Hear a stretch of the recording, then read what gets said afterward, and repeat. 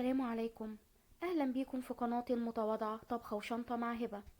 يا رب تكون قناة خفيفة على قلوبكم. النهاردة هنعمل مع بعض القراقيش، وفي بعض بلاد بيقولوا عليها منين بنين. أي مسمى بقى انتوا تحبوه، المهم إن أنا أوعدكم هتدوقوا أحلى قراقيش لو مشيتوا بنفس الخطوات والمقادير اللي أنا هوريها لكم معايا بإذن الله.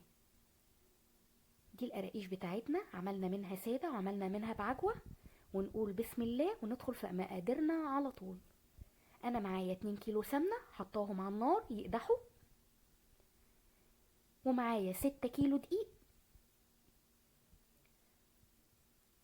منخولين طبعا، احط عليهم نص كوباية سمسم، وبعد كده هنزل عليهم بالسمنة المقدوحة شوية بشوية طبعا، وهقلب بمعلقة خشب. وطبعا مش هوصيكم تكونوا حذرين جدا عشان ايديكم، شوية بشوية وهقلب بمعلقة خشب لحد ما الدقيق يشرب السمنة ويستهدى. وبعد كده هشتغل بإيدي أبس في الدقيق بالسمنة كويس جدا.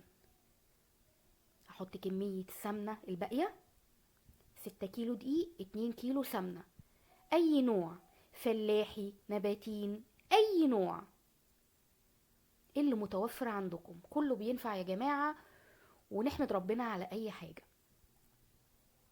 هبتدي بعد ما أقلب بالمعلقة الخشب شوية ويستهدى أبس بإيديا لحد ما الدقيق يشرب السمنة كويس جدا. طبعا هنا قوام الدقيق بالسمنة ما بيبقاش زي الكحك معجن وشارب سمنة كتير او سمنته بتبقى كتير، لا دي سمنته بتبقى اقل شوية. ودي الاضافات اللي هنحطها عليها. انا معايا هنا معلقتين خميرة، ومعايا 6 معالق سكر بودرة وذرة ملح ومعلقة بودر ومعلقة ريحة كحك. هنزل بيهم على الدقيق بالسمنة وابسهم كويس جدا برضو بيهم.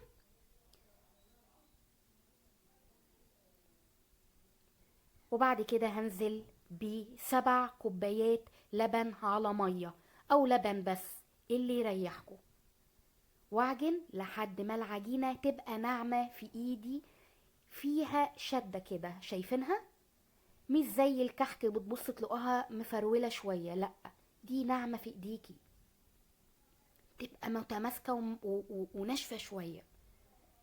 هسيبها تخمر.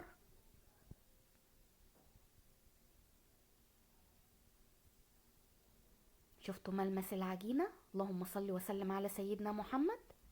سيبها تخمر زي ما انتوا شايفين، وبعد كده هنبتدي نقطعها مع بعض. ودي عجوة هنعملها سادة وهنعملها محشية عجوة. انا بفردها، ببططها كويس قوي وبفردها وافرد في قلبها العجوة.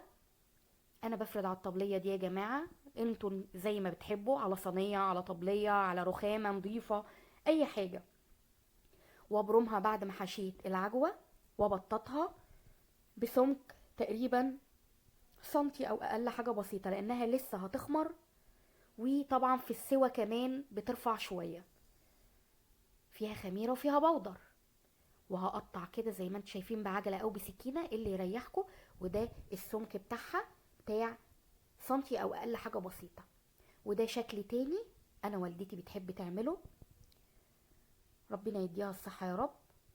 وده المنين بتاعنا او القراقيش بتاعتنا بعد ما قطعناها اللي بالعجوة والسادة، وهنبتدي نسويها مع بعض في فرن، في الفرن الغاز، وينفع فرن البوتاجاز زي ما انا قلت لكم، بس ده متوفر عندنا فعملنا بيه. وده بعد ما طلع من الفرن. ودي القراقيش بتاعتنا، كانت روعة وتحفة ومقادير بسيطة، ويا رب تكون عجبتكم. وكل سنة وانتم طيبين، والسلام عليكم.